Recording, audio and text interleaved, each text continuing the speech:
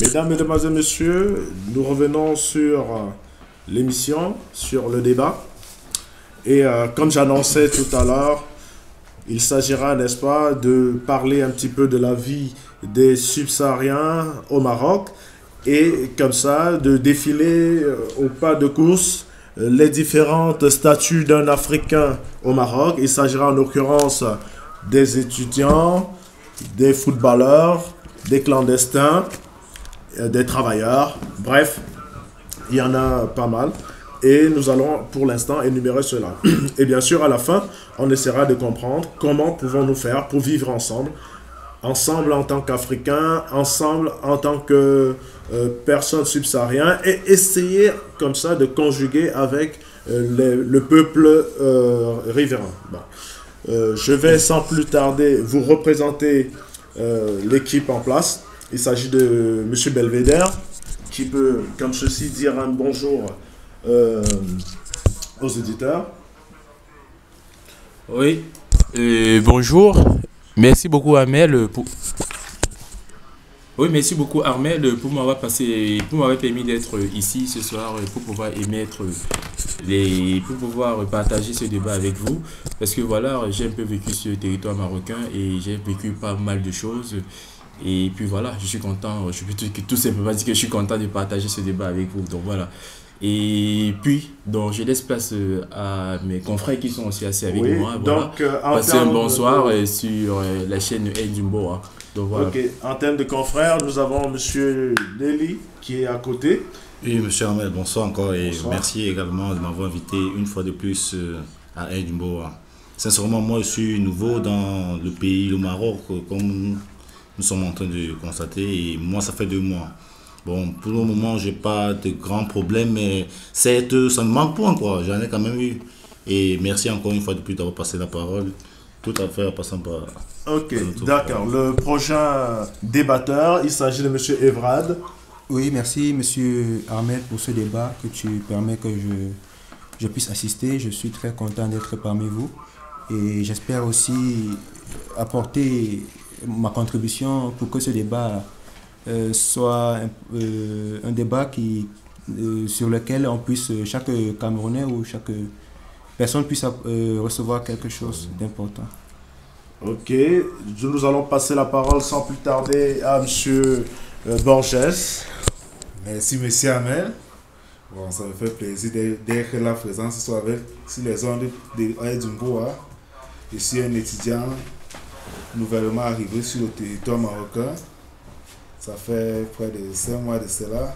Je suis présent sur le plateau de El Jumbo actuellement pour ce débat. Merci encore une fois de plus. Ok. Nous allons sans plus tarder enchaîner avec le débat. Donc, il s'agira de parler un petit peu de l'intégration. J'aimerais que chacun ici présent essaye déjà par nous dire comment il a été intégré, comment ça s'est passé les premiers jours quand il est arrivé, comment ça s'est passé au sein de sa communauté. Et je pense que d'ailleurs, la personne qui aura la mémoire la plus fraîche sera la personne qui serait le plus nouvellement arrivée. Il s'agira en l'occurrence de M. Borges, à qui je vais laisser la parole pour qu'il nous explique comment il a été accueilli dans le Maroc. Ouais, merci une fois de plus. Je vous salue à tous et salue d'abord tous les auditeurs qui sont connectés sur le El Jumbo. Bon, sans plus tarder, je vais aller droit au but du sujet. Je suis arrivé plus précisément au Maroc en fin de mois d'octobre. Je suis arrivé en fin de mois d'octobre. J'ai été bien accueilli par mes frères de la communauté camerounaise qui se trouve dans la ville du Maroc. J'ai été accueilli par Ahmed ici présent, qui est comme mon parent, mon grand frère, mon père. Ici au Maroc, il m'a bien accueilli, il m'a présenté aux membres de la communauté, les Camerounais et certains Africains subsahariens qui se trouvent sur ce territoire. J'ai été pas mal accueilli, j'ai fait leur connaissance, ils ont été sympas, très accueillants et ouverts avec moi. Ils m'ont dit si j'ai un souci, je peux entrer en contact avec eux, si j'ai des difficultés pour m'intégrer ou je n'arrive pas à trouver, j'ai des soucis dans quel que ce soit, s'ils peuvent m'aider, ils vont venir à mon secours sans souci. J'ai été vraiment émerveillé de voir cette solidarité entre nous.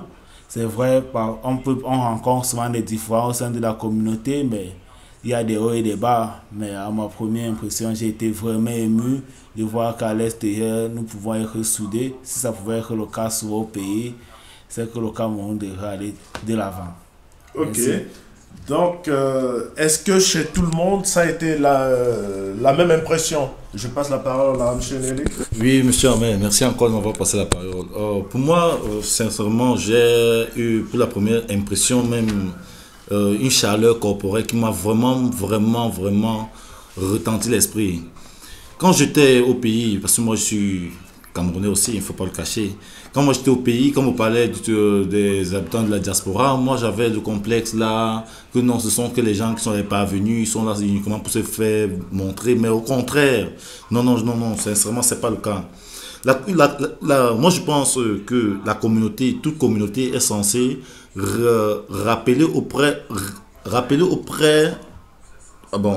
je veux dire, rappeler ses confrères auprès de cette communauté pour pouvoir aider tout le monde. Et vraiment, je suis vraiment très content de cette communauté. Ok. Donc, nous allons passer la parole à M. Evrad. Ok, merci Amel. Bon, moi, ce qui me concerne, ça fait 3 ans que je suis au Maroc. J'ai été très bien accueilli. Et j'ai été accueilli déjà par un compatriote qui est en thèse actuellement, thèse doctorat. Et j'étais très ému de la manière dont il m'a accueilli parce qu'en fait, c'était très chaleureux et très amical de sa part. On ne se connaissait pas, mais il a pris l'engagement de m'accueillir et aussi il m'a vu le... Est-ce qu'on peut savoir qui était ce compatriote? C'était Antoine. Antoine, qui nous le connaissons très bien. Ouais, Antoine, Nous le connaissons très bien. Exactement, Antoine. à qui je fais un salut s'il est là.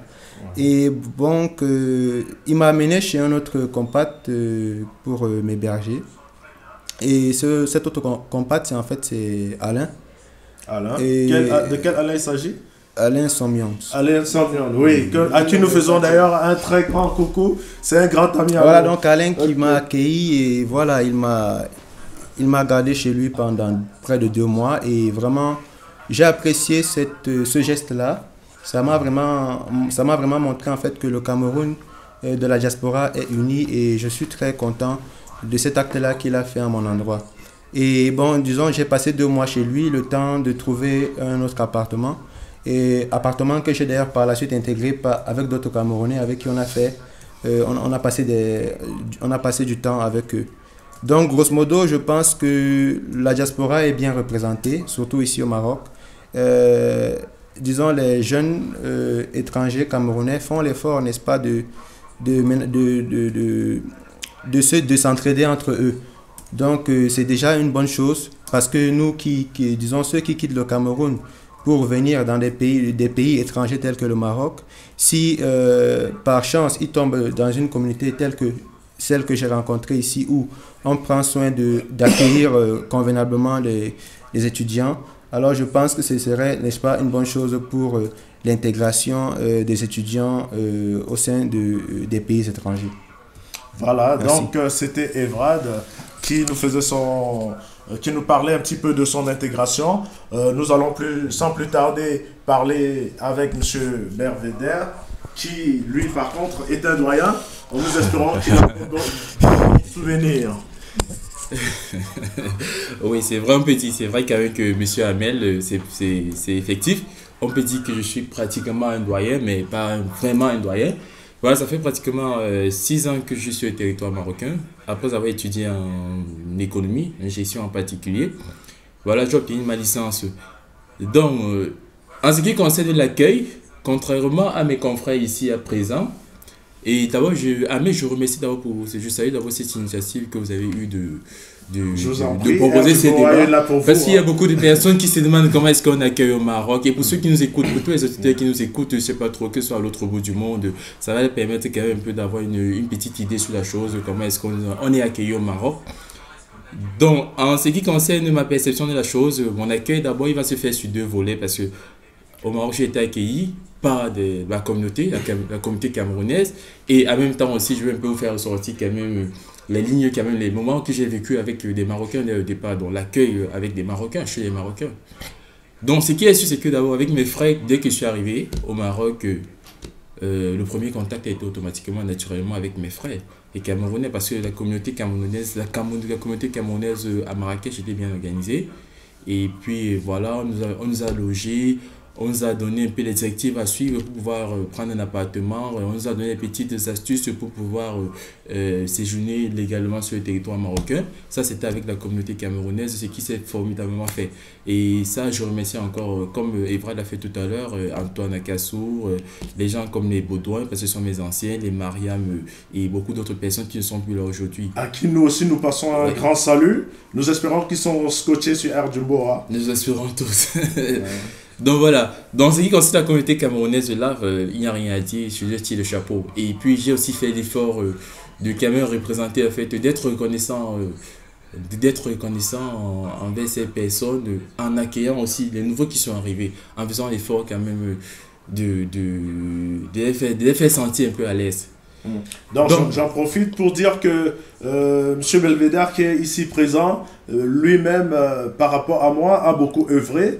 À un moment donné, je me retrouvais dans des situations assez difficiles à vivre, mais une fois qu'on m'a présenté ce garçon, il a su trouver ce qu'il me fallait au moment où il me le fallait. Et aujourd'hui, nous sommes promoteurs de la radio Air du Mbora. Et je pense que c'est un grand plus. Nous avons un auditeur qui nous appelle et qui aimerait lui aussi passer un témoignage. Il s'agit là de M. Olivier. Allô? Allô? Allô? L'éditeur qui a un petit problème, nous allons tout simplement lui demander de réessayer. Et tout comme cet auditeur, si vous avez envie de participer à la conversation, au débat, il vous suffira d'appeler le numéro plus 212, qui est l'indicatif du Maroc, plus 212 5 24 45 83 40. Oui, allô? Allô? Oui, un instant. Allô? Oui, allô? Allô, bonjour, monsieur Olivier. Oui, bonjour. Oui. Alors, nous vous écoutons. Vous voulez intervenir? Oui, je vous écoute. Vous voulez intervenir dans le débat? Oui, c'est bien cela. Voilà, donc vous avez le micro. J'espère que vous vous écoutez. Oui, c'est ça. Ok, donc à vous la parole. Vous voulez nous expliquer un petit peu votre intégration dans le Maroc? Oui, je vous écoute bien. Ok.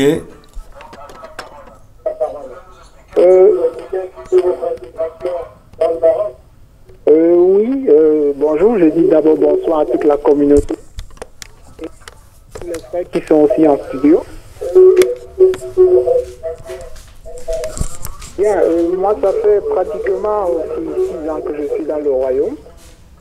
Combien d'années on n'a pas écouté? Dans le royaume, et vraiment je dois dire que mon intégration n'a pas été vraiment facile comme je le croyais au départ, parce que moi j'ai rencontré aussi pas mal de difficultés.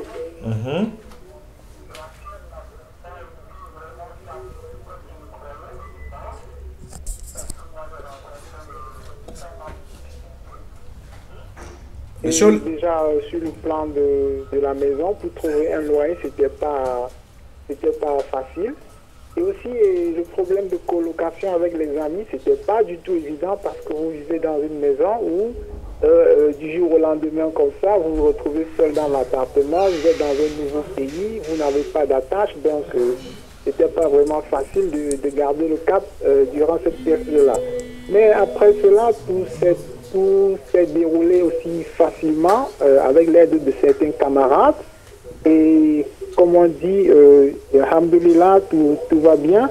Mais ce que je voudrais dire, c'est que votre initiative va permettre de passer l'info à ceux qui sont sur le point de venir ici étudier, de prendre d'abord toutes les dispositions nécessaires avant de programmer un voyage, pour ne pas se retrouver dans des situations pas commodes, où ils vont se retrouver peut-être en train de dormir au sol comme ça, pourtant ils n'avaient pas prévu. Donc, autant de choses comme ça. Si je dois ajouter encore autre chose, c'est pourquoi ne pas mettre en place une association qui pourrait, comment dire, faciliter l'intégration des jeunes lorsqu'ils viennent d'arriver, parce que c'est pas toujours évident de tomber sur un compatriote qui va vous guider pas à pas au jour le jour. C'est un peu ça. Je vais rappeler plus tard s'il y a autre chose. Merci. Ok, merci Olivier, à bientôt.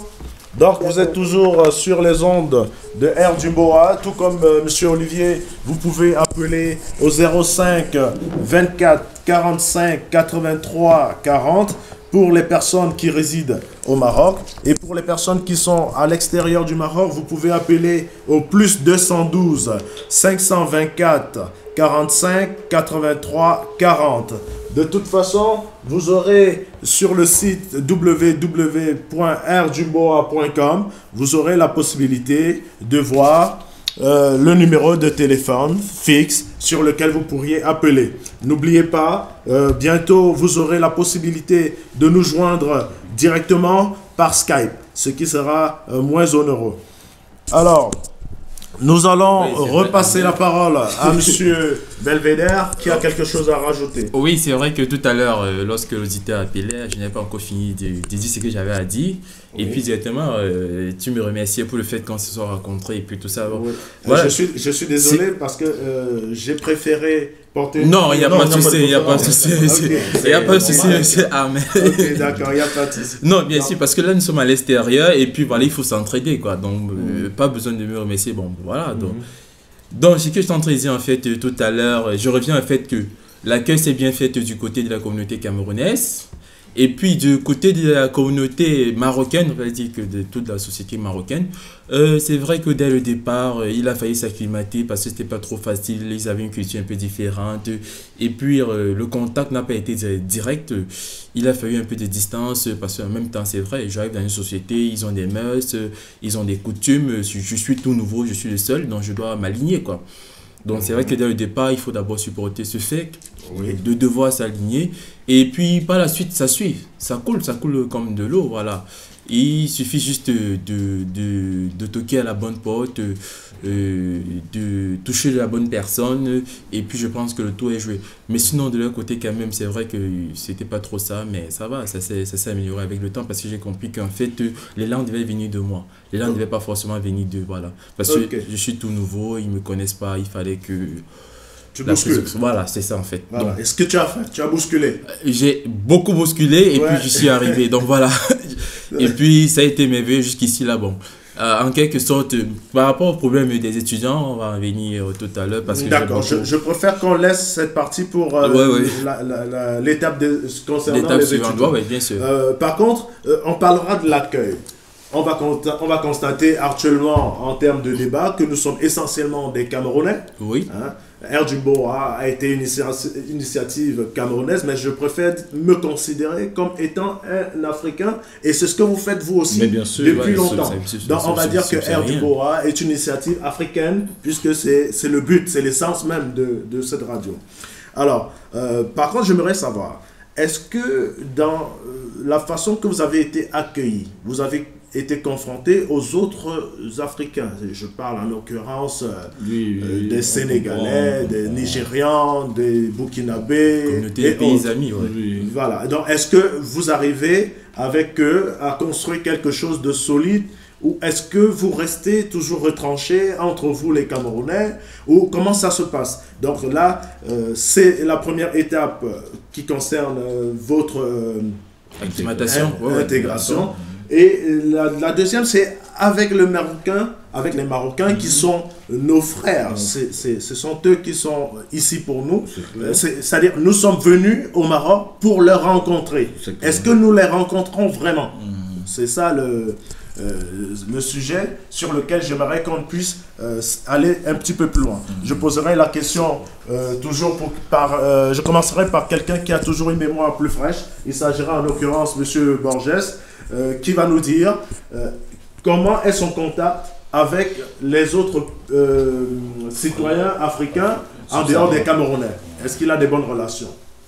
Bon, pour ma part, je n'ai pas à me plaindre. Bon, avec Africains des autres communautés, plus précisément qui sont dans mon école, on s'entend très bien, on n'a pas de soucis. Même avec mes camarades, on s'entend bien, c'est vrai, peut-être lorsqu'on sort du cadre scolaire, il y a certaines personnes qui affichent des comportements bizarres. Bon, je ne vais pas employer le mot raciste, bon, ils ont une mentalité un peu, dans ce sens-là, ils nous voient un peu, noirs, un peu comme des gars de la poubelle, bon, plus les Marocains, quoi. Alors là, tu parles des Marocains. Là, il parle La littéralement des question Marocains. n'était pas orientée sur les Marocains pour l'instant. Ah, C'était les autres Oh, communautés par rapport aux noires. autres Les communautés, communautés oui, par rapport aux subsahariennes. autres communautés, Côte d'Ivoire, Sénégal, ouais, il fait tout ouais, ça.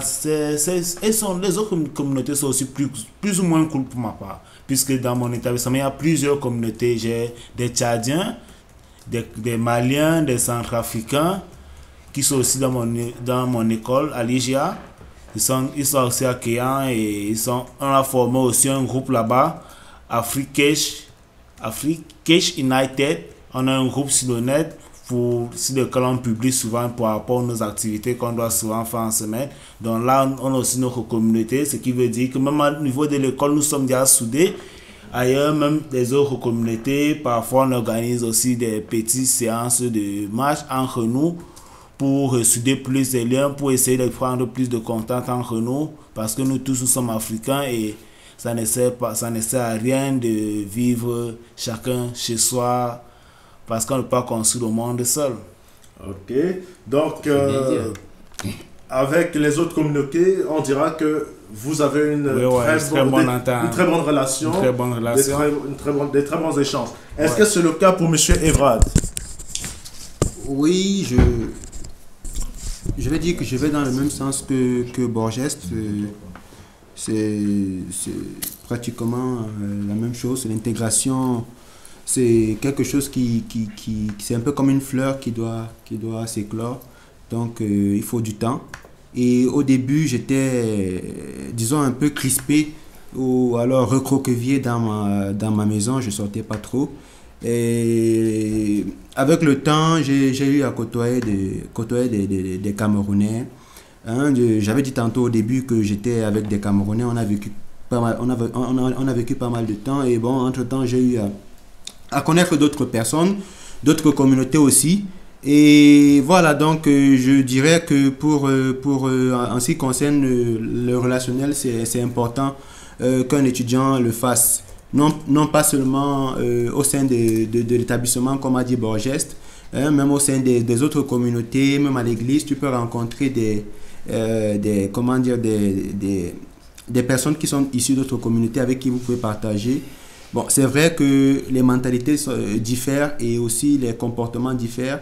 Il peut arriver que, par exemple, telle personne d'autres communautés manifeste d'autres comportements qui peut-être te paraissent bizarres. J'en ai tellement eu à recevoir, je ne peux pas tous les citer ici. Mais avec le temps, vous arrivez à vous comprendre, vous arrivez, n'est-ce pas, vous arrivez à trouver, n'est-ce pas, le lien qu'il faut pour pouvoir vivre ensemble. Actuellement, moi, je suis avec des Congolais et des Mauritaniens. Et j'avoue qu'au début, ce n'était pas facile de se comprendre, ce n'était pas facile de se côtoyer, ce n'était pas facile la mentalité, ce n'était pas facile les Congolais, les Mauritaniens et les Camerounais. Vous voyez vous-même que les Congolais, d'un côté, les Camerounais en Afrique centrale, les Mauritaniens de l'autre côté en Afrique de l'Ouest, c'est pas facile. La mentalité est différente, les cultures sont différentes, cuisiner c'est différent, parler c'est différent, communiquer c'est différent, mais avec le temps, on a eu à se comprendre, on a eu à échanger et aujourd'hui, nous, alhamdoulilah, nous sommes tous, n'est-ce pas, en harmonie et nous dirons que nous arrivons maintenant à nous comprendre. Et bon, pour finir, si vous me permettez, je ne vais pas entrer dans le volet. Je n'entrerai pas dans le volet relationnel côté marocain. Vous avez dit tout tantôt, on va y arriver tout à l'heure. Mais je dirais que en général, c'est pas facile. C'est pas facile de s'intégrer. C'est pas facile de s'intégrer si toi tu ne fais pas le premier pas. Tu dois essayer de faire le premier pas afin que ensemble vous puissiez trouver, n'est-ce pas, le niveau qu'il faut. Et il faut aussi souvent essayer de faire face à certaines situations. Mais à la fin, si vous êtes humble, si vous êtes sociable, à la fin, je pense que l'intégration arrivera à son terme. Merci. Ok, donc on va sans transition passer la parole à monsieur Nelly qui est là. Oui, monsieur Ahmed. Bon, oui, pour moi, bon, je n'ai pas encore trop de temps ici, comme je vous l'ai dit tantôt, mais j'ai quand même eu à côtoyer déjà quelques films sénégalais. Mais le contact, ce n'est pas encore trop ça. Pourquoi? Parce que, bon, pour moi, tu vois, il ne sait pas encore la personne qui est en face de lui, il ne sait pas ce que cette personne vient pour l'aborder, quoi. Donc pour moi, je ne les en veux pas par rapport au comportement, comme disait notre frère Eva tout à l'heure. Je n'ai pas encore trouvé un lien vraiment avec mes frères subsahariens. Excusez-moi, je t'aime, mais si c'est pas grosso modo, quoi. Non, Et, non, je pense que c'est le bon terme. Voilà, justement. Donc, je n'ai pas encore. Oui, moi je n'ai pas encore vraiment ces contacts comme mon frère Borges ou celui d'Evra. Je n'en ai pas encore, désolé. Merci encore. Ok. Donc, nous allons tout simplement passer la parole à monsieur Belvédère. Oui, le soi-disant doyen. Alors, de mon côté, en ce qui concerne le partage social avec les autres communautés, les communautés subsahariennes, un peu tout ça, disons que ça s'est fait à merveille. D'abord, pourquoi? Parce que j'ai toujours perçu la prise de contact de deux revers. En fait, disons que j'ai toujours été très ouvert. Et puis, lorsque je côtoie des gens de différentes communautés, je n'attends jamais qu'ils fassent le premier pas. En fait, c'est moi qui va toujours faire le premier pas. Et en ce qui concerne la communauté subsaharienne, déjà à Marrakech, parce que je suis arrivé, j'étais à Marrakech, tout était super bien organisé. La communauté camerounaise, la communauté d'étudiants subsahariens, la Sésame, ça s'appelle la Sésame. À Marrakech, tout était bien organisé. Et puis, dès qu'on est arrivé, naturellement, on s'est intégré et sans toute quiétude. On a même eu l'occasion plus tard d'occuper des postes dans les bureaux exécutifs des différentes associations à but non lucratif des étudiants. Et puis, directement, ça a permis certaines facilités. Ça veut dire qu'avec le contact avec d'autres nationalités, ce qui fait que lorsque j'arrivais même dans les événements que d'autres nationalités organisaient, ça se passait à merveille. On m'accueillait comme si c'était chez moi. On m'accueillait comme si j'étais un homme de la maison. Et puis tout ça. Donc, voilà, je pense qu'en fait, que d'ici, le souci, c'est qu'en fait, l'erreur que les gens commettent, en fait, c'est que lorsqu'ils arrivent à l'extérieur, ils se rendent compte qu'en fait, c'est pas comme au pays, c'est normal, ça ne peut jamais être comme au pays. Là, tu auras pu tes amis, tu auras pu ta famille, tu es obligé maintenant d'avoir d'autres contacts, tu es obligé d'avoir d'autres amis. Et pour ce faire, il faudrait maintenant que toi, tu t'élèves et tu te dises, ok, moi, je vais me faire des nouvelles connaissances, je vais me faire des nouveaux amis. Et pour que ça arrive, tu dois prendre les devants. Donc, ce qui fait que celui qui arrive, qui reste dans sa chambre couché, il voit un Tchadien, il le salue à peine et puis tout ça. Non, c'est pas normal. Je n'ai pas Camerounais, je ne le salue pas. Bref, même le Camerounais, je m'en fous. Sois sûr, ce monsieur, à un certain niveau, il va se sentir seul. Naturellement, il va se sentir seul parce qu'il ne faudrait surtout pas compter, par exemple, sur un Marocain qui t'apporte une certaine chaleur. Parce que vous n'avez pas la même culture. Ce qui concerne le mode socio-culturel, il n'est vraiment pas pareil. Donc, moi, je pense que l'élan doit venir. C'est un élan personnel. Ça veut dire que c'est toi qui dois prendre les choses en main. Tu dis que, ok, voilà, il faudrait que j'entre en contact avec telle communauté. Et moi, franchement, je l'ai fait.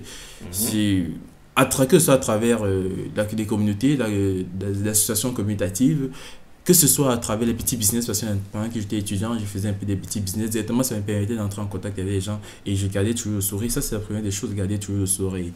Et puis, quand je parle d'élan, je ne demande pas à ce que les gens forcent. Il ne faudrait pas forcer. Tout doit venir naturellement. Parce que certaines personnes se disent que voilà, parce que je laisse saluer, il a un peu boudé, dis donc c'est bon, ça va, je ne le salue plus. Non, tu dois venir saluer. Toi, tu fais ce que toi tu vas faire. Ce que tu vas faire, c'est d'entrer en contact. Ça veut dire que partager cette harmonie conviviale, je dirais même familiale, parce que pour moi, tous ceux qui sont dans la communauté subsaharienne, pour moi, c'est une famille. Donc voilà, c'est un peu ça. Et puis, j'en rajouterai encore plus tard, comme je t'ai dit tout à l'heure. Je vous ai dit tout à l'heure, Amel, parce que j'ai beaucoup à dire. S'il faut s'atteler à tout ce que je vais dire, je crois qu'on ne va pas finir ce débat. C'est d'ailleurs voilà. Pour ça que j'ai signalé que tu étais un doyen. Donc voilà, s'il faut finir ce que j'aurai à dire, honnêtement. Mais tout ce que je peux donner comme conseil, c'est aux gens, aux nouveaux qui viennent d'arriver. Non, ne vous dites pas que vous avez laissé vos amis et que toute la vie est finie. Non, non, dites-vous que c'est l'occasion pour vous de faire de nouvelles connaissances, d'apprendre de nouvelles choses. Parce que soyez sûr, en côtoyant par exemple un Sénégalais, vous apprenez de la culture sénégalaise. En côtoyant un Ivoirien, vous apprenez de la culture ivoirienne. Et c'est bien, ça vous fait de vous une personne ouverte. Ce qui est ce que lorsque vous allez en Côte d'Ivoire, vous ne serez pas isolé, vous ne serez pas mis à part, vous ne serez pas marginalisé, Voilà. parce que vous êtes quand même un peu, on va sentir que vous faites partie de la maison, quoi. Donc, j'ai dit à Au Sénégal, vous pourriez dire Nangadef, par exemple. Nanga, et puis on répond maniféré. Et puis chez les on va dire, on dit quoi? Vous pourriez manger aisément du tchéboudié. À checker ou bien à checker. La tchéké en Côte Voilà, d'Ivoire. justement. Le poisson salé au Congo. Et puis ça. Donc, tout ça, on l'a appris ici. Et effectivement, on l'a pas appris au Sénégal, on l'a pas appris en Côte d'Ivoire, on l'a pas appris au Congo ou bien au Gabon, on l'a appris ici au Maroc. Voilà. Donc, tout ce que je peux donner comme conseil à tous les nouveaux qui arrivent aujourd'hui, c'est évitez d'être seul, de vous renfermer sur vous-même. Dites-vous que vous êtes venu à l'extérieur, c'est une occasion pour vous de vous ouvrir parce que vous êtes déjà ouvert. Du seul fait que vous avez quitté votre pays, vous êtes déjà ouvert. Donc ne vous renfermez pas davantage. Dites-vous que bien que si vous rentrez chez vous, il faudrait que vous reveniez avec un truc que vous avez appris, à part les études que vous serez venu faire au Maroc. Donc disons que c'est la meilleure des choses. Donc voilà, monsieur Ahmed, je vous passe votre micro. Ok, d'accord. Donc, pour continuer, nous allons parler un petit peu de la vie de l'étudiant. Quels sont les problèmes qu'il rencontre? Alors là, on est sorti de tout ce qui est accueil. On parle de l'étudiant lui-même. Il est ici pour les études. Il est venu au Maroc pour les études. Est-ce que tout va bien? Est-ce qu'il rencontre des problèmes? Si oui, quels sont ces problèmes? Et s'il a déjà pu identifier ces problèmes, est-ce qu'il a des débuts de solutions ou bien est-ce qu'il a des solutions finales? Donc, nous allons passer la parole à M. Borges, qui est un étudiant. C'est le nouveau, il faut et, le dire, bien nouveau, venu au Maroc pour faire ses études. À toi, Borges. Ok, merci, monsieur Amel. Bon, actuellement, j'ai pas trop de soucis dans l'intégration dans mon école. Le souci que j'ai, c'est juste qu'il y a certains professeurs qui dispensent des cours et mélangent le français et l'arabe. Donc, parfois, ils s'oublient par l'arabe. Bon, en fait, le système marocain, à la base, les élèves font plus un système à cours en langue arabe. Donc, ce qui fait que lorsqu'ils arrivent à l'université, ils ont toujours cette habitude de vouloir faire les cours en arabe. Tous ne maîtrisent pas franchement la langue française. Bon, pour l'autre, là, c'est un... Mais je préfère juste te rappeler que normalement, les cours doivent se faire en français. Oui, les cours doivent se faire en français. Mais ce n'est pas tous les professeurs de mon école qui font les cours en arabe. Non, je disais ça juste parce que tu as dit que les cours, ils sont dans un système qui font les cours en arabe. Bon. Mais non, Oui. les cours, selon l'État, doivent se faire en français. Oui, là c'est clair. Bon, là on a ces plans, la direction a dit ils vont voir ce qu'il y a lieu de faire. C'est vrai, le problème est en train de trouver des solutions. Bon, la solution n'est pas encore vraiment là, mais la solution est en train de venir. Donc, pour l'instant, ton problème se pose au niveau de la langue, niveau des cours. Mais sinon, en dehors de ça, le cadre est bien, l'ambiance est bonne, les cours sont dans une atmosphère très détendue. Alors, il s'agit de quelle école? Est-ce que c'est possible dans toutes les écoles ou seulement dans ton école? Il s'agit de quelle école? Je sais pas, c'est ma première année, donc j'ai pas encore... pour mon école, c'est l'IGA de Marrakech. L'Institut des génies appliqués de Marrakech. IGA de Marrakech, à qui nous faisons un grand coucou. Nous dirons qu'il y a beaucoup d'Africains qui sont dans cette école, ici à Marrakech. Elle est réputée dans sa qualité de formation et... beaucoup de ces étudiants qui ont pu émerger ici au Maroc et partout ailleurs dans des entreprises. Oui, c'est une école que je connais parfaitement bien, étant donné que j'ai exercé dans cette école, bien sûr, pendant plusieurs années. Et d'ailleurs, je suis toujours encore en cours d'exercice avec eux. Nous allons passer actuellement le micro à Monsieur Belvédère. Oui, parce que voilà, je veux un peu intervenir par rapport à la réaction de Borges. En fait, ce n'est pas une réaction nouvelle, c'est vrai. Tout ce qui arrive, la première remarque qu'ils font, c'est du genre, les cours sont en arabe. Au départ, c'est vrai, tu vas culpabiliser au professeur, tu vas dire, c'est pas sérieux, ce professeur, il est raciste. Mais il faut comprendre un truc, le système marocain est fait de la sorte. Au lycée, ils font pratiquement tous les cours en arabe. Et puis lorsqu'ils arrivent à l'université, on fait tous les cours en français, ce qui fait qu'il y a une rupture. Par exemple, ils font le français ici comme l'anglais qu'on fait chez nous, les francophones. Je parle des francophones chez nous. C'est déjà par exemple 4 heures par semaine. Et il y a vraiment des étudiants qui ne se donnent pas à fond. Ce qui fait que lorsqu'il arrive à l'université, il est confronté. Or, dans une salle à l'université, aujourd'hui, la majorité est marocaine.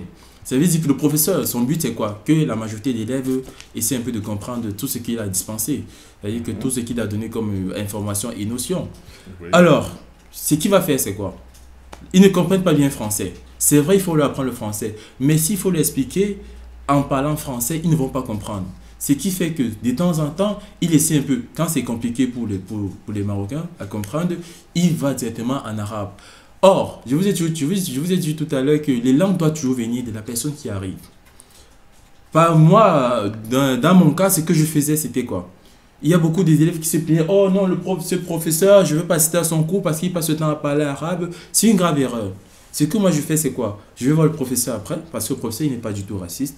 Je vais le voir après, je lui dis, monsieur, vous avez expliqué un truc tout à l'heure, vous avez expliqué en arabe, je ne comprends pas l'arabe. Il me dit, oui, c'est vrai. Il m'explique clairement pourquoi est-ce qu'il a expliqué en arabe, parce que la majorité est arabe, ils ne comprennent pas très bien français. Oui, je suis tout à fait d'accord. Alors, ce qu'il me propose, naturellement, c'est que, voilà, pour toi, je t'ai fait des séances spéciales. Ce n'est pas vraiment des séances. Ça veut dire que c'est que tu n'as pas compris. Chaque fois, dorénavant, tu viens me demander ce que tu n'as pas compris. Je vais t'expliquer en français. Ça, c'est la meilleure des choses à faire. Au lieu de se rétracter, dire, voilà, je vais plus à son cours parce qu'il explique des trucs en arabe. Il a raison. Il est dans une société, la majorité parle carrément arabe. Donc, le conseil que je peux donner à Borges, c'est de ne pas se rétracter, se résigner sur lui-même. Non, mais je sais pas. C'est un constat que j'ai fait. Oui, il y a certains qui se rétractent. J'en ai connu en fait. Là, j'en ai connu. L'administration essaie de voir des solutions par rapport à ce problème. Non, mais la solution qu'ils vont proposer. La seule solution alors, qu'ils vont proposer. Là, je suppose qu'ils te donnent une solution beaucoup plus radicale. Voilà. Une solution, il se met dans ta peau et il essaie de te faire comprendre comment tu vas pouvoir gérer cela de façon beaucoup plus positive. Voilà, sans peut-être attendre l'intervention de l'administration, parce que voilà, l'administration peut te dire oui, on va voir, mais quand eux-mêmes essayent d'évaluer, ils voient que la majorité des étudiants, ce sont des Arabes, ils vont te dire, ils vont me donner un conseil, voir le professeur de temps en temps, il va te dire ce qu'il a dit en arabe. Et déjà que les professeurs marocains, la plupart sont très très bien disponibles pour les étudiants qui viennent les voir par la suite, parce qu'ils ont quelques problèmes. Oui, ça c'est un avantage chez eux, oui, ça c'est un avantage, et ça c'est un avantage. Donc c'est simple, lorsque tu n'as pas compris un truc que le professeur expliquait en arabe, tu le vois pas, monsieur, j'ai pas compris, je suis étranger, je parle pas arabe, il va t'expliquer. Donc, n'oubliez pas, vous pouvez très bien nous contacter au 05 24 45 83 40 pour participer à ce débat. Ou bien, si vous êtes à l'extérieur du Maroc, vous pouvez nous consulter au plus 212 5 24 45 83 40 pour toujours participer à ce débat. Nous allons sans plus tarder passer la parole à Monsieur Evrad, qui est un automatiste chevronné. À toi, Monsieur Evrad. Merci pour l'éloge, Monsieur Armel. Et bon, en fait, moi, je dirais que concernant déjà le problème disons d'arabe, des cours dispensés en arabe. En arabe, oui. Je dirais que en quelques mots, c'est juste que nous, les subsahariens ici au Maroc, nous sommes victimes de ce qu'on appelle l'effet de masse. Et l'effet de masse, pourquoi? Parce qu'en fait, nous sommes la minorité dans une majorité. Oui. Et malheureusement, en tout état de choses, vous ne pouvez pas dire qu'un enseignant va dispenser les cours sur une classe, par exemple, d'un seul subsaharien sur 20 ou 30 Marocains, sans toutefois mettre des mots, n'est-ce pas, ou bien des petites explications en arabe. C'est impossible. C'est tout à fait normal. Moi, je ne trouve pas ça anormal. C'est vrai, vous avez dit, Armel, que les lois disent que les cours doivent être dispensés en français. Mais tel que Lionel l'a dit, ils ont suivi tout un cursus en arabe. Et dès lors qu'ils se retrouvent à l'université, il est tout à fait normal qu'ils auront des difficultés à appréhender, n'est-ce pas, certaines explications en français. Imaginez-vous, par exemple, les mathématiques se font en arabe, les physiques se font en arabe, la chimie se fait en arabe. Une fois à l'université, les mêmes mathématiques qu'ils refont en première année, si du coup on leur explique ça en français, ils auront des difficultés, n'est-ce pas, à appréhender, d'où l'intérêt de commencer par les expliquer ça en arabe, disons tout à fait, et par la suite en français pour qu'ils puissent s'adapter facilement. Bon, ça c'était le problème de langue arabe. Par la suite, pour ajouter, je parle le problème le plus pertinent et le plus important à soulever que n'a pas fait état notre nouveau Borges, c'est que je pense le problème le plus important du subsaharien ici, c'est le problème de cadre de séjour. Le problème de cadre de séjour. D'ailleurs, on y reviendra dessus. Parce que c'est un problème très pertinent que nous on rencontre ici. Et moi, ça fait 3 ans que je suis là. D'ailleurs, je préfère que vous introduisez directement ce sujet, puisqu'étant donné qu'on n'a plus d'étudiants, on va introduire directement le sujet des cartes de séjour, sauf si M. Borges a quelque chose à rajouter en tant qu'étudiant. On peut passer au problème des cartes de séjour. Le problème des cartes de séjour, c'est ça que je disais, que les étudiants rencontrent beaucoup plus. Parce que le protocole, la procédure est très longue. Et le plus souvent, moi, avec mon expérience, c'est que ça t'accapare tellement que quelque part, il peut arriver que tu as des examens ou des cours et tu es obligé de les zapper en fait pour te concentrer sur la carte de séjour vu que le délai est en train d'arriver à son terme. Donc, pour moi, personnellement, c'est un problème que rencontre le plus souvent, que j'ai rencontré ici au Maroc. Donc, vraiment, si l'étudiant peut essayer de ménager aucun effort pour pouvoir vraiment, disons, bien organiser son temps afin que vraiment il ne puisse pas rater les cours pour se concentrer sur sa carte de séjour. Trouver un moyen, n'est-ce pas, de régulariser, d'asservir toute cette situation. Et pour finir, le problème aussi que j'ai rencontré aussi durant mes 3 ans, c'est, étant donné que je suis automaticien, le problème de stage. C'est pas facile pour un étudiant de trouver les stages ici au Maroc. Alors, je ne veux pas... Je vais un petit peu te couper, mais je ne voudrais pas forcément qu'on pointe le Maroc pour certaines choses, comme par exemple, prenons l'exemple du stage. Est-ce que si tu étais dans ton pays, le Cameroun, tu aurais trouvé un stage assez aisément? C'est-à-dire, tu as fini ton étude ou bien tu as fini ton année scolaire et comme ça, rapidement, tu trouves un stage. Est-ce que c'était possible? Bon, je pense que vu que tu es Camerounais, ça serait possible parce que déjà, tu as eu des contacts là-bas, tu as eu à faire, n'est-ce pas, du relationnel et je pense pas que... voilà, la chose la plus importante, même d'ailleurs, maintenant que ça me revient, c'est que ton école, automatiquement, a des partenariats avec des entreprises. Et ton école, n'est-ce pas, toute école, normalement, je dirais toute école, malheureusement, ce n'est pas le cas pour mon école, toute école doit avoir des partenariats avec des entreprises. Et ces partenariats, justement, sont d'ordre, disons, de recruter les étudiants pour pouvoir faire les stages facilement en fonction de leur, disons, de leur classement. Donc, les entreprises se proposent, disons, des postes de stagiaires. Et ces postes de stagiaires-là, justement, sont proposés à des étudiants méritants. Pourquoi méritants? Parce que, justement, les entreprises sont peu nombreuses et aussi face à des étudiants nombreux qui cherchent des stages. Donc, au moins... Alors, si je reste juste sur ce que tu as dit, le stage pour les étudiants méritants. Méritants. Alors, je suppose que vous êtes 20 dans une salle de classe, il y a 4 méritants. Ça veut dire que où vont les 16 autres? Oui, déjà, ils n'auront pas de stage alors? Non, déjà, si les 4 méritants ont eu le stage, c'est déjà, je pense, c'est déjà une bonne image pour l'école. Alors, les 16 autres... une bonne image pour l'école, ça ne rejoint pas ce que tu as dit au départ. Au départ, il y a une convention pour l'école et une entreprise. Tous les étudiants vont en stage. Puis, par la suite, c'était au plus méritant. Maintenant, 4, c'est largement suffisant. Bon, peut-être que dans ton école... on a 4 personnes que l'école a pu placer. Je pense que c'est déjà le monde de l'emploi. Le monde de l'emploi, c'est déjà l'endroit où il n'y a plus de nationalité. Il n'y a plus de hommes, femmes. Il n'y a plus de jeunes, vieux. C'est la bataille, c'est la guerre. Ça ne peut s'offrir qu'à celui qui a su se distinguer.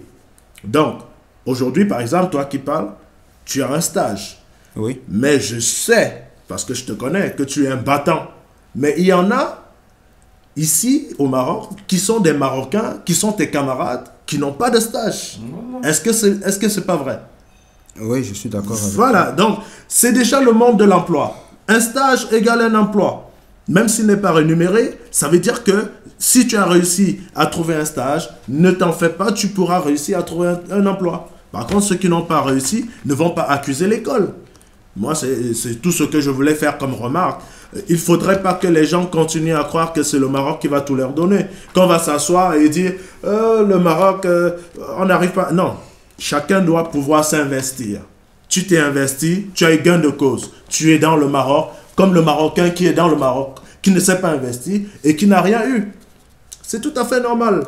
Mais c'était juste une parenthèse. Merci, merci. Je préfère te laisser continuer. Merci, vraiment, c'est très pertinent ce que vous avez dit, Armel. Mais bon, disons que ça apporte aussi un éclaircissement sur ce que je voulais dire. Et bon, déjà, en plus de ce qu'il a dit et aussi du fait qu'une école puisse être en partenariat avec des entreprises, je pense que la situation pourra être débloquée. Bon, n'oublions pas aussi que au fur et à mesure que le temps passe, il y a la crise. Donc, on ne peut pas plaindre des écoles, on ne peut pas forcément donner le tort aux écoles. Il faudrait aussi, comme Amel a dit, que l'étudiant fasse l'effort n'est-ce pas, de côtoyer des enseignants qui sont, eux, en partenariat ou en relation avec des entreprises afin de pouvoir trouver facilement des stages. Moi, personnellement, je suis en stage, fin d'études, ingénieur, donc je ne suis pas marocain, mais j'ai pu l'obtenir à l'OCP, qui est l'une des plus grandes, disons la plus grande entreprise qui produit du phosphate, disons de l'acide sulfurique et de l'acide phosphorique dans le monde. Donc, pour finir, je dirais que les problèmes en général, il y en a toujours, mais c'est à l'étudiant disons, d'en faire face et aussi de pouvoir s'organiser afin de pouvoir bien s'organiser afin que, à la rigueur, ces problèmes ne puissent pas avoir un très grand impact sur, n'est-ce pas, ses études. Voilà, merci. Donc, Monsieur Evrald, qui était avec vous actuellement et qui nous permet de vous rappeler comme ceci, que vous pouvez continuer à nous appeler au 05 24 45 83 40 pour donner votre opinion, donner votre point de vue, ou bien vous pouvez carrément nous envoyer un SMS, comme l'a fait Monsieur Alain. Monsieur Alain qui nous dit dans son SMS, Monsieur les journalistes, il y a beaucoup de subsahariens dans l'école IGA et non africains, vu que les Marocains sont africains. Quand vous dites africains, y a-t-il des occidentaux dans cette école? Bon, ouais, c'est vrai. À la lecture du SMS. À la lecture du SMS, il y a beaucoup de confrères qui se mettent à rire. Mais la question est claire. Monsieur Alain est clair et très précis. Oui. Ce qu'il dit a un sens. Très Et vrai, je pense qu'il a tout à fait raison.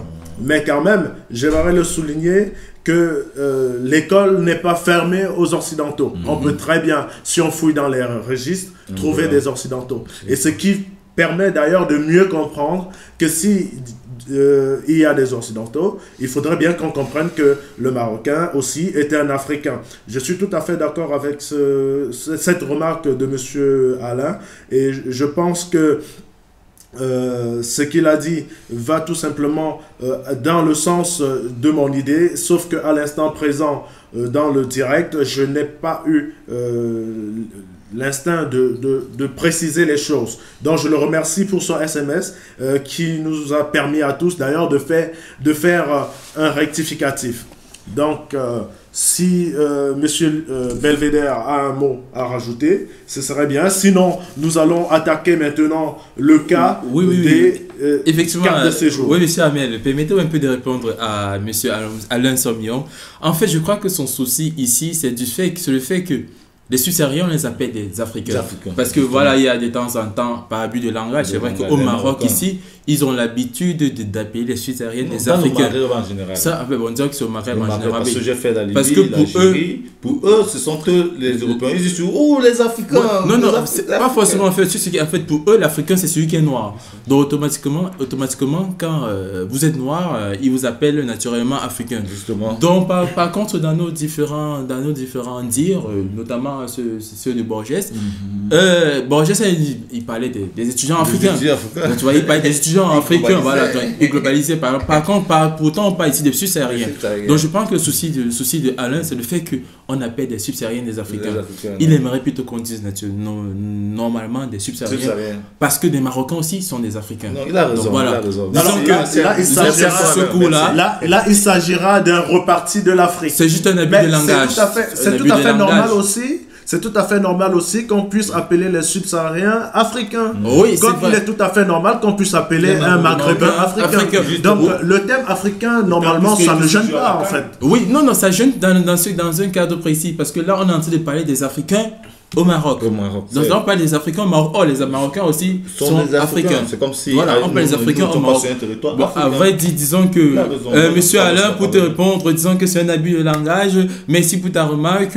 Et on constate que tu étais un cher auditeur et continue. Parle des ondes de radio N du Bois à tes différents amis. Donc voilà, on continue le débat. Amel, donc alors qu'est-ce qu'il en est? Qu'est-ce qu'il en était Voilà, donc il y avait Nelly qui disait apparemment que dans les autres pays comme l'Algérie, la Tunisie, la Libye, en tout cas tous les pays maghrébins en général, puisque j'ai fait par exemple quelques mois, j'ai fait 2 semaines en Algérie, quittant de Tamaracé, Gardaya, Oran, Alger, donc il a 90% des Arabes, excusez-moi si là je suis pas raciste ou... Non, mais un arabe est un arabe. Justement, tous les arabes, 90% ont ce langage. Ouh, l'Africain, ça va bon. il a réussi à mimer. Disons que là, on va pas s'étaler sur ce sujet pour moi, personnellement, je vais acheter juste un petit truc, c'est que je sais pas trop si c'est une question de culture, mais vraiment, je me rends compte qu'en fait, c'est inné. Parce que quand tu rencontres un Marocain, quand il te parle, ou bien quand il te parle par exemple d'un de tes amis, il va toujours dire africain. Voilà. Donc je me demande bien, je me posais souvent des questions, pourquoi est-ce que c'est comme ça? C'est pas une question, je pense pas que c'est une question de racisme. Parce que moi j'ai un ami marocain avec qui quand on parle souvent de nos amis, il dit que ton ami africain, qu'est-ce qu'il a fait? Donc je ne pense pas qu'il dans son intention, il n'est pas raciste. Je pense qu'en fait c'est une question de culture innée en eux, mais vraiment je me dis que nous aussi on doit apprendre à faire face à ces choses. On doit faire face à ça. Ce n'est pas un truc qu'il faut trop prendre ça par cœur, c'est leur culture. On doit faire face et voilà. Je pense que si vous voulez que je tape directement dans le mille, je dirais ceci. Quand un Marocain t'appelle africain, moi je ne vois pas où est le problème. Par contre, c'est quand le mot africain a une consonance insultante que tu trouves le problème. C'est-à-dire, c'est comme quelqu'un te demande ta maman, ça dépend maintenant. Si le mot maman à ce moment sonne comme une insulte, tu reçois le mot maman comme étant quelque chose qui te dérange. Et tu réagis en fonction de cela. Moi, je ne vois pas un problème avec le mot africain dans la mesure où s'il arrive vers moi avec la bonne intention, pour moi, ça va. Mais le mot africain, quand il commence à te faire une discrimination, je pense que c'est là où la plupart des gens rencontrent des problèmes. D'accord? Donc, pour moi, le mot africain est très bien posé. Nous sommes africains, ainsi que les Marocains, et n'en déplaise à celui qui ne veut pas l'accepter comme ça. De toute façon, ce n'est pas le débat de ce jour. Nous allons continuer avec le problème des sportifs. Hein. Donc, on a beaucoup de sportifs qui arrivent sur les terres maghrébines et qui, finalement, n'ont pas...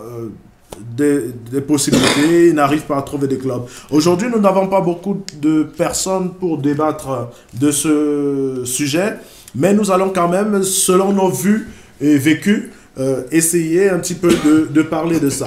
Nous en ferons dans l'émission sportive tout un débat. D'accord? Donc pour l'instant, est-ce que vous en connaissez des sportifs qui en ont souffert? Est-ce que vous en connaissez des sportifs qui en sont heureux? Je pense que le doyen ici, Lionel, est très bien placé nous parler de tout cela? Alors, en ce qui concerne le souci des sportifs, à vrai dire, bon, je suis pas sportif, moi-même je suis pas sportif, Professionnel. mais bon, professionnel si vous voulez, Monsieur Telly. Merci. Mais par contre, j'ai quand même un peu connu beaucoup de sportifs. J'en ai connu un particulièrement, Elvis Yao, un footballeur, À qui nous passons le bonjour. à qui nous passons le bonjour et bonsoir, à sa femme aussi et son bébé, Guy Chris, s'il nous écoute bien sûr.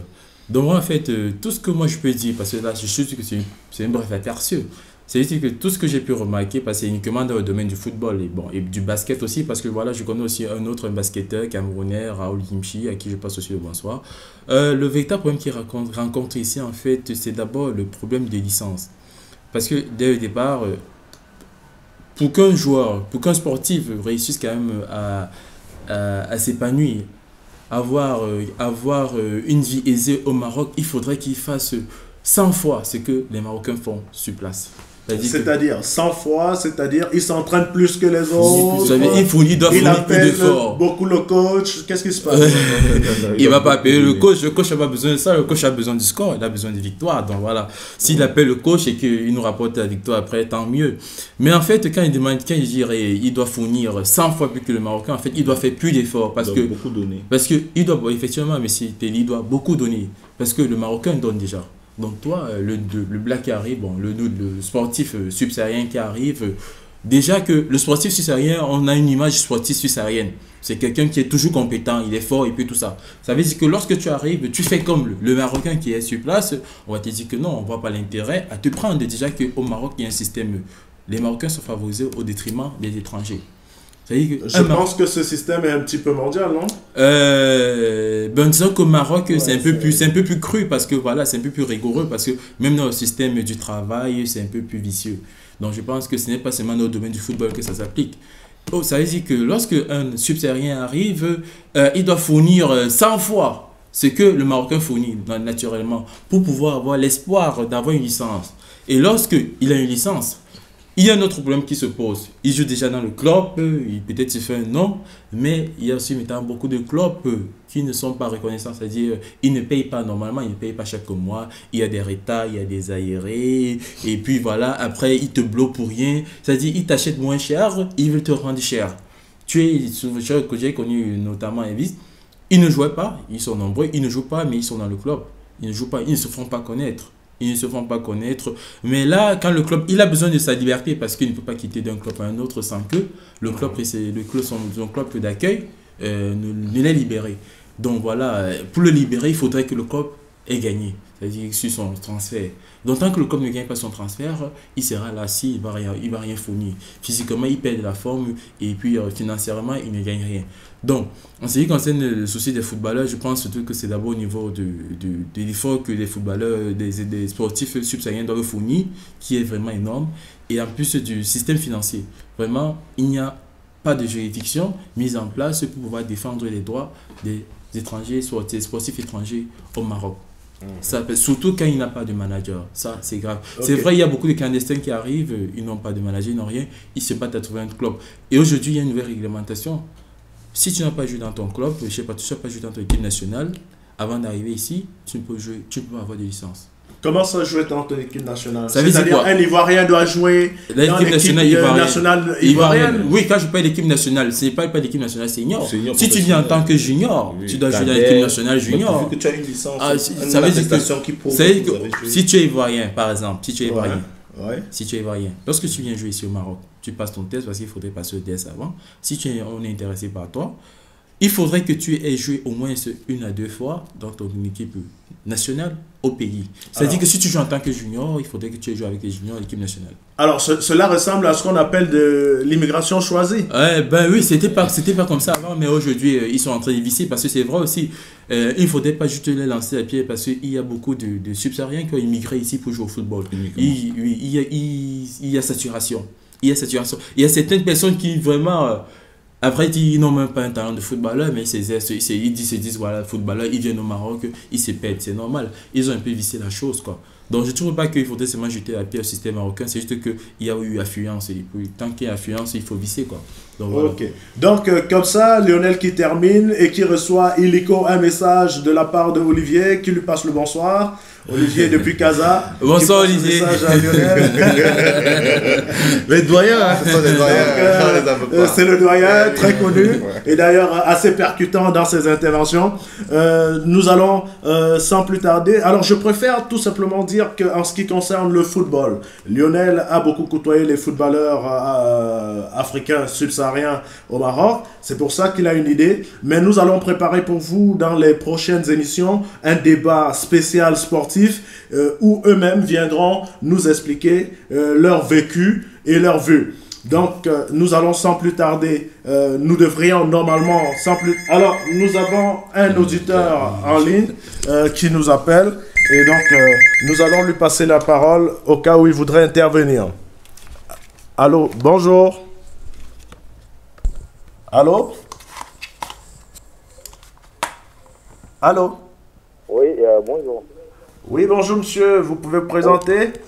Oui, bonsoir, c'est Patrick Chouat. Oui, bonsoir. Oui, bonsoir, on vous reçoit. Vous nous appelez d'où, monsieur Patrick? Oui, bonsoir, c'est Patrick Chouat depuis Casablanca. D'accord, bonsoir Patrick depuis Casa. Alors, nous vous écoutons. Oui, au fait, depuis que je suis le débat, j'ai suivi l'intervention des uns et des autres concernant le... vous m'excusez, je vais un peu rentrer sur le débat. J'ai suivi l'intervention sur le cas des Marocains qui appellent des subsahariens des Africains. Oui. Vous voyez, moi, je trouve pas ça problématique dans le sens où un Américain ne se plaint pas qu'on l'appelle Américain. Voilà. Un Anglais ne se plaint pas qu'on l'appelle Anglais. Je trouve que c'est la personne qui trouve que c'est un problème qu'on l'appelle Africain qui est complexé. Au fait, les Marocains ne se voient pas Africains parce qu'au fait, ils ne sont pas Africains. Ils n'ont pas les caractéristiques d'Africains, ils vivent en Afrique, ils ne sont pas Africains. Donc, je crois pas est-ce que vous pouvez pousser un petit peu votre réflexion? Que Marocain l'appelle Africain, il fait de ça un problème. Hein. Moi, je ne vois pas ça problème qu'un Marocain m'appelle Africain. Même pour me dénigrer, c'est en reconnaissant ses erreurs qu'on grandit plus. Ok, alors donc pour vous, vous pensez que si un Marocain vous appelle Africain, c'est avec toutes ces raisons et vous pensez que ce mot Africain peut être pour vous dénigrer, mais vous acceptez. Alors, mais ce que je veux savoir, c'est à quel moment est-ce que le mot Africain peut vous dénigrer? Oui. À quel moment est-ce que le mot Africain peut vous dénigrer? Oui, au fait, le mot Africain, pour me dénigrer, peu importe, parce que le Marocain, quand il s'appelle Africain, c'est déjà pour te dénigrer. Même si tu fais bien, à t'appeler Africain, c'est pour te dénigrer, c'est pour montrer que non, lui, il est supérieur à toi. Et quand toi, tu prends ça mal, tu lui donnes plutôt raison. Donc moi, le fait pour moi, c'est qu'on doit se sentir comme des Américains. Quand tu dis ça c'est un Américain, l'essai que tu dis qu'il est Américain, parce que nous sommes la première puissance mondiale. On ne doit pas toujours vouloir, nous les subsahariens, que les Marocains se sentent africains, pour qu'on soit fiers, on soit fiers que non. Il y a aussi des gens à la peau blanche qui se sentent africains, dont l'Afrique n'est pas lésée comme pays. Donc moi, je trouve que les subsahariens qui trouvent que tellement appelé africain par une façon de me dénigrer, une façon de dire non, je suis noir, j'ai la peau noire, je sens mauvais, j'ai de mauvaises habitudes. Bref, au fait, moi je n'aimerais même pas qu'un Marocain se sente africain parce que si on me caractérise avec un Marocain, je préfère qu'on me caractérise encore avec quelqu'un d'un pays encore plus...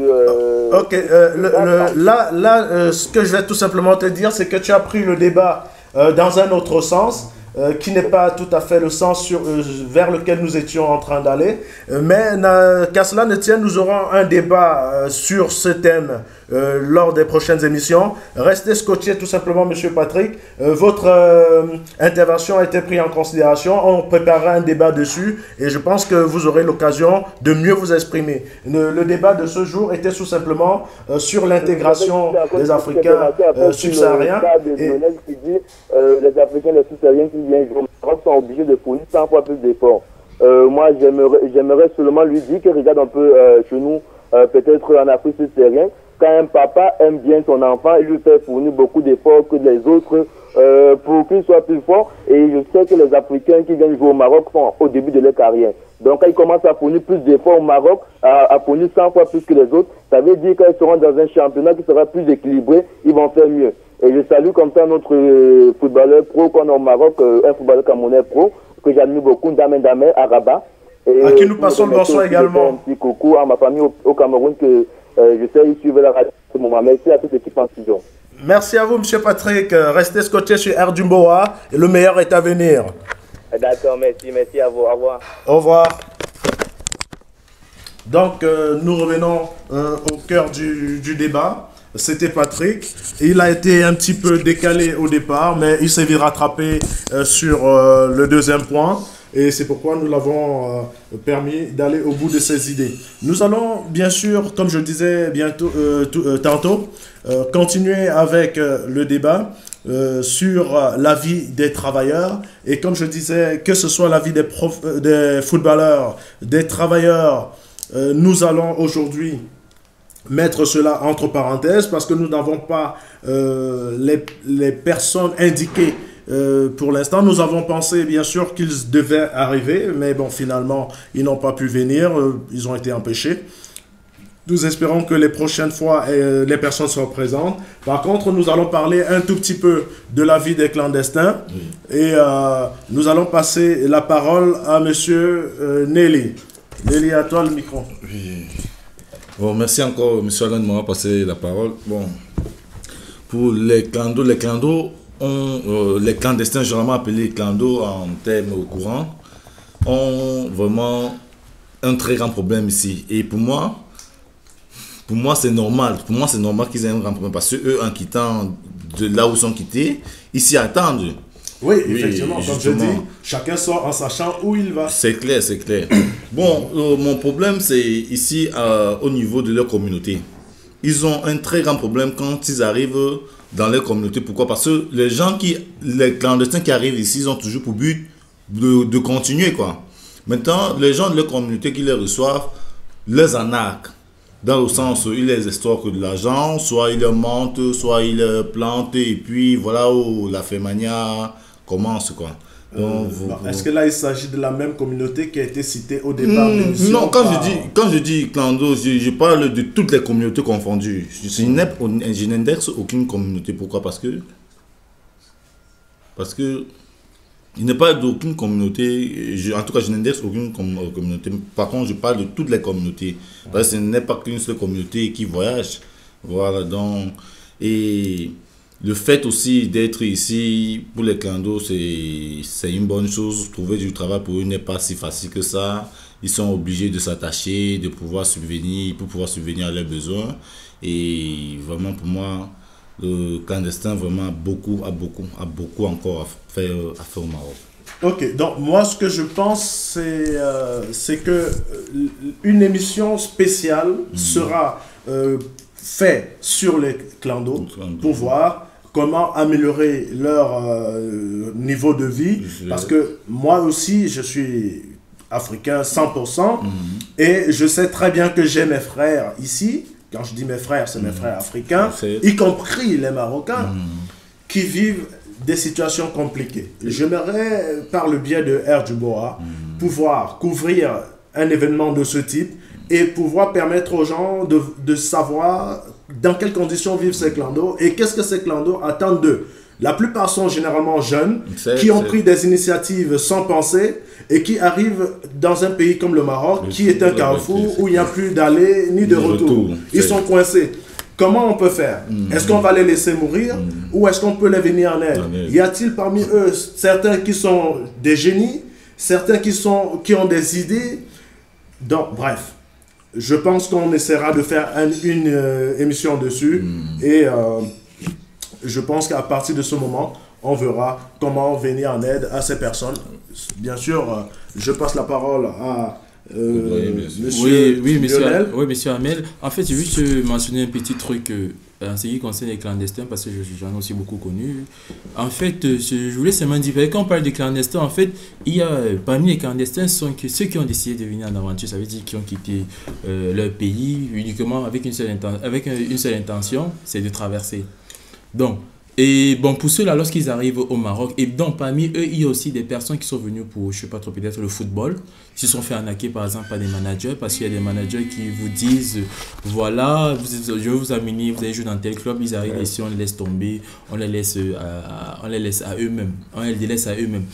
Et parmi ceux-là aussi, il y a certaines personnes qui sont venues dans un état de réglementation, ils étaient en règle, mais plus tard, avec le temps et puis tout ça, ils se sont arrivés dans une situation où ils ne sont plus en règle, ça veut dire qu'ils n'ont plus de papier, carte de séjour et puis tout ça. Donc je les considère tous comme des clandestins. Mais il y a une chose quand même que je vais mentionner, c'est que le clandestin ici, hormis, je dis toujours, hormis le mode socio-culturel des Marocains, c'est-à-dire le comportement des Marocains envers les étrangers, notamment les subsahariens. En ce qui concerne déjà le système mis en place, en ce qui le système policier mis en place, je pense qu'avec les clandestins, n'ont pas de problème. Parce qu'aujourd'hui, vous allez voir un clandestin au Maroc qui peut travailler déjà dans un centre d'appel sans papier. Un clandestin peut marcher sans qu'on lui dise, on l'interpelle, on peut lui dire, monsieur, votre carte de séjour. Et lorsqu'un clandestin est même pris, on l'envoie où? À Oujda. Toujours, c'est pratiquement le territoire marocain. C'est pratiquement le territoire marocain. Je ne voudrais surtout pas que les clandestins lancent une pierre au système juridique marocain, ce qui concerne la clandestinité. C'est surtout ce que je ne veux pas parce que honnêtement, ils sont bien. Le seul souci, c'est que voilà, ils viennent pour un truc. Et puis, c'est normal que le Maroc mette en place des moyens pour pouvoir combattre la clandestinité. Ils sont nombreux qui viennent d'Afrique noire pour pouvoir traverser. Et quand ils traversent par le Maroc entretient des relations diplomatiques avec les pays européens. Ils se rendent compte qu'ils passent le Maroc, ça veut dire que le Maroc laisse donc. Alors, on va revenir sur ce débat parce que je pense que nous n'avons pas toutes les clés. Nous allons revenir sur ce débat une prochaine fois où on aurait mieux mûri nos idées par rapport à ce sujet sur la clandestinité. Alors, je préfère rebondir sur un message qui nous est arrivé de monsieur Redouane. Dans Redouane qui nous dit concernant le domaine du sport et du travail. Il nous dit ceci, je vais lire son message mot pour mot. Il faut savoir que quand on est en train de parler du domaine du travail ou du sport au Maroc, à ce moment-là, ce n'est plus un problème relatif au racisme ou compétence. Mais la majorité des licenciés marocains sont au chômage. C'est-à-dire que il y a beaucoup de Marocains qui ont des licences sportives, qui ont même des attestations pour exercer dans plusieurs domaines, qui sont au chômage. Alors, il continue en disant ceci. Il dit, alors, que peut-on dire sur quelqu'un qui vient d'un autre pays? Donc, c'est une question à la fin. Je n'ai pas compris en fait. Si les Marocains qui ont la licence pour jouer, pour travailler, tout ce qu'il faut, sont au chômage. Que dire de quelqu'un qui vient de l'extérieur et qui parfois n'a même pas ses licences? Donc, pas de chance. C'est ce qu'il il conclut comme ça. Je suis tout à fait d'accord. C'est ce que je disais tout à l'heure à Evra concernant le stage. Il ne s'agit plus de racisme. Il ne s'agit plus. Il s'agit de compétences. Est-ce que je peux... Et il ne s'agit pas vraiment de compétences, simplement. J'ai la compétence. Mais est-ce que je peux la valoriser? Oui, c'est ça, parce que... La compétence, comme vous le voyez, on dit, il y en a des gens qui ont les licences. La licence veut dire que je suis compétent. Oui, c'est pour ça qu'il faut mais est-ce que je peux valoriser cette licence-là? Il fait 100 fois mieux que...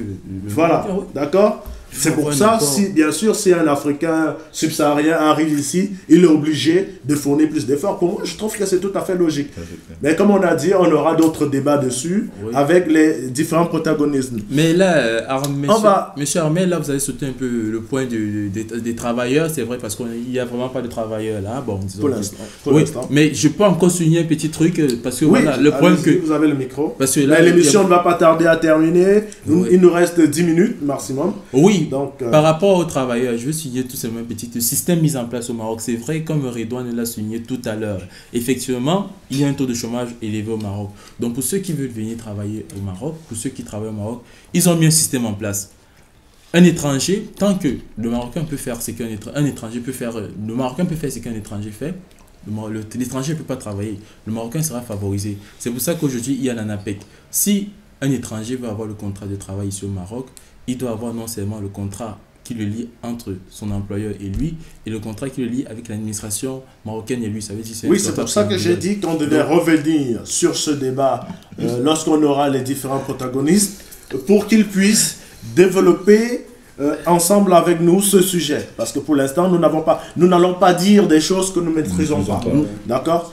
C'est vrai que tu es un doyen, tu as côtoyé toute cette classe, mais je préfère tout simplement... Non, j'ai dit seulement ce que je connais. En fait, je mets déjà la puce à l'oreille pour que les gens sachent à quoi ils vont s'attendre. Ils vont s'attendre la prochaine fois. La prochaine fois. Oui, bien sûr. Je salue d'ailleurs ton idée parce que voilà. ça permet déjà aux gens de comprendre sur quelle idée on sera axé pour les débats prochains. Donc, on va continuer. Disons qu'on va plutôt aller... Nous avons prévu une partie qui était pour les autorités, mais je compte plutôt inviter une autorité de la place pour nous en parler la prochaine fois. Nous allons plutôt poser la question qui va permettre la conclusion. Pouvons-nous vivre ensemble? Pouvons-nous conjuguer avec nos frères étrangers, quand je dis étrangers, c'est-à-dire autres que Camerounais, autres que Gabonais, autres que Sénégalais, autres que Marocains, autres que Égyptiens. Est-ce que nous pouvons ensemble vivre ensemble et penser positivement? Donc je passe la parole à Evrad. Merci monsieur Armel de m'avoir passé la parole. Je dirais que la réponse est l'affirmative parce que déjà moi en tant que chrétien c'est un devoir, hein, c'est un devoir que je me dois d'accomplir. Hein. On est amené à former ensemble une seule famille et à essayer de vivre en harmonie. Que tu sois Camerounais, Congolais, Marocain, nous sommes tous amenés à nous, disons, à former une même famille, un même esprit et à nous entendre de façon unanime et à progresser ensemble. Bon, c'est vrai, comme je disais tantôt, c'est pas évident. C'est pas évident, hein. Il peut arriver qu'il y ait des confrontations très souvent. Comme je vous avais dit tout à l'heure au début que je suis actuellement avec j'ai vécu avec des Congolais et Mauritaniens. Au début, on avait des difficultés à nous entendre, d'ordre culinaire, d'ordre culturel, d'ordre relationnel et tout. Mais à la fin, on a pu se comprendre et aujourd'hui, je suis très heureux d'avoir vécu avec eux. Et je suis toujours au Maroc, bien que n'étant plus dans la même ville, vu que je fais un stage actuellement dans une autre ville. Et bon, je dirais aussi... De quelle ville s'agit-il? Comme ça, pour ceux qui ne connaissent pas le Maroc, ils pourront apprendre à connaître le nom de ville. Il s'agit de quelle ville? Il s'agit d'une petite ville à Safi. Safi, qui est une petite ville, disons, à 40 dirhams de Marrakech. Beaucoup plus au Maroc du sud-ouest. Voilà, à côté de la mer, il y a une belle plage là-bas. D'ailleurs, je vous invite à venir, l'invitation volontiers. À venir découvrir, voilà. Pour parler des bikinis, là. Donc, à Safi, bientôt. Voilà. Pour parler des bikinis. Donc, voilà. Donc, je disais donc que voilà, c'est concernant justement ce que le Amel a parlé, c'est possible, hein. C'est possible de vivre ensemble. D'ailleurs, comme disait Lionel, c'est toi qui dois faire le premier pas. C'est toi qui dois... c'est toi dans ton âme profonde qui doit t'efforcer à côtoyer les gens. Et quand les gens vont voir que tu fais cet effort-là de chercher l'harmonie, de chercher, n'est-ce pas, le relationnel, de chercher à vivre en communauté, alors je ne crois pas... Alors, les 10 minutes vont être imparties. Voilà, je ne crois pas qu'il y aura d'impact. Et bon, pour finir, je ne sais pas si c'est oui, c'est les mots de fin. Voilà, je dirais pour finir que je remercie déjà Armel de cette occasion qu'il me permet de participer à ce débat qui a été très enrichissant pour moi et pour tous les auditeurs, je crois, et aussi pour vous qui nous suivez.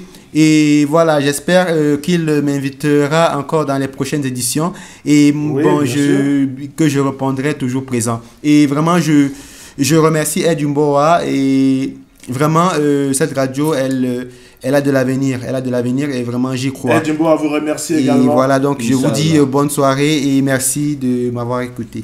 Alors, monsieur Nelly, un mot pour la fin? Oui, merci aussi, monsieur Alain. Vraiment, je n'avais jamais eu cette chaleur que je l'ai aujourd'hui. Pour moi, ce passage dans votre studio vraiment me met... Vraiment, merci encore et comme on dit les Arabes, choukran. Alors, mais vous n'avez pas répondu à la petite question. Est-ce que vous pensez qu'on peut vivre ensemble en Afrique? Ah oui. Oh, est-ce que c'est bon, je pense que ça pourra se faire dans le sens où Sur la terre, Dieu, comme le dit la Bible, Dieu, en créant le ciel, a créé les hommes, les animaux, tout ça pour qu'ils vivent en harmonie, en solidarité. Et si au Maroc, déjà, qui est l'une des terres de Dieu ou d'Allah, c'est pareil, je ne pense pas que le Maroc est fait pour dissuader ou dissoudre ces hommes. Donc je pense que on pourra bien vivre. Ok, Monsieur Borges. Oui, moi, je pense aussi positif que ici nous pouvons vivre unis. D'autant plus à la base, dès le départ, je vous ai signalé que j'étais dans une université, dans une école privée où on rencontre plusieurs communautés. Et de temps en temps, ces communautés essayent de faire des petits efforts en faisant des petites journées culturelles là où nous pouvons souvent nous réunir, des petites réunions pour que nous puissions souvent débattre et causer comme des familles réunies et tout un chacun sans distinction de pays, que ce soit toujours invité, toujours très bien accueilli par rapport à tout cela. Et je pense que le Maroc, avec son caractère à la base, qui est un pays touristique, accueille toujours même les Occidentaux et est toujours ouvert à tout le monde. Donc je pense que nous pouvons vivre tous unis ici au Maroc. Alors, ceci rejoint le mot de Monsieur Redouane qui nous dit le Maroc est un ensemble multinationalité, multireligion, multiculture. Et il pense que la plupart des étrangers arrivent à vivre en harmonie avec les Marocains, malgré cela, tant que le Maroc reste un pays non raciste. Donc oui, c'est possible. C'est la parole de Monsieur Redouane qui vient nous envoyer un email. Et donc nous allons clôturer ce débat avec le doyen Lionel. Alors, contrairement à moi, je ne répondrai pas par l'affirmative ou encore par la négation. Je dirais tout simplement qu'avoir un ensemble de communautés, ça veut dire regroupement, c'est possible. Mais pour ce faire, il faudrait vraiment un énorme effort. C'est pour ça qu'aujourd'hui, il y a beaucoup d'associations qui sont un peu dissociées, des associations des Camerounais, des étudiants travailleurs, des étudiants, des clandestins, ils sont un peu désunis. Mais il suffit seulement de mettre en place ce structure qui va permettre tout simplement de les regrouper. Et je pense qu'aujourd'hui, l'outil Ndumbo est en l'occurrence un exemple assez palpable. Parce qu'aujourd'hui, si les gens ne savent pas encore pourquoi est-ce que Ndumbo a vu le jour, c'est d'abord tout simplement pour une seule raison. C'est pour pouvoir avoir un centre de regroupement de la communauté subsaharienne d'abord, et puis aussi de permettre à certaines personnes de pouvoir passer des messages si le message cible la communauté subsaharienne. Donc je disais que c'est une initiative M. Armel. Donc aujourd'hui, comme M. Armel m'avait bien dit, tous ceux qui sont là, ce sont des bénévoles. Ceux qui travaillent pour la radio sont des bénévoles. Et c'est vrai que l'éditorial n'a pas encore été effectif. Et aujourd'hui, je profite de cette occasion pour appeler à l'aide, pour demander un peu, à l'aide à tous ceux qui veulent participer. Si vous avez une émission à présenter, si vous avez des propositions du débat, je ne sais pas trop, émissions de toutes les sortes, n'hésitez pas à appeler. Si vous avez même des événements que vous aimeriez retransmettre en direct sur la planète Terre et que vous aimeriez que Air Dumboa vous accompagne dedans, sachez que Air Dumboa pourra vous accompagner où que vous voulez. Et donc, sachez simplement qu'il s'agira de vous connecter sur le site www.airdumboa.com et de nous envoyer un email à contact@airdumboa.com pour que nous puissions vous servir. Donc voilà, il faut le préciser. Que ce soit le communiqué, que ce soit les communiqués, que ce soit les annonces effectives, et puis tout. Bref, toutes les informations que vous aurez à passer en ce qui concerne la communauté subsaharienne et la communauté marocaine, n'hésitez surtout pas. Donc je remercie tous les auditeurs, je remercie M. Ahmed de nous avoir fait passer sur ce plateau. Et une fois de plus, disons la prochaine fois pour un autre débat ou bien pour une autre émission. Mais j'attends aussi le samedi soir, le Ndumboa Show. Le samedi soir. Vous m'avez dit, monsieur Armel. Qui ne va pas tarder à venir. Ouais, c'est le nightclub à domicile. Oui, voilà. C'est le nightclub à domicile, on danse, en famille, on danse, en famille. On n'aura plus besoin de se déplacer pour danser le Gangnam Style. Voilà. Alors, donc, merci bien. L'émission s'achève sur cette parole à la fiesta. Comme Lionel vous invite, à très bientôt, mesdames et messieurs, pour d'autres débats comme ça, d'autres émissions sur Air Dumboa. Alors, les dédicaces, éditeur.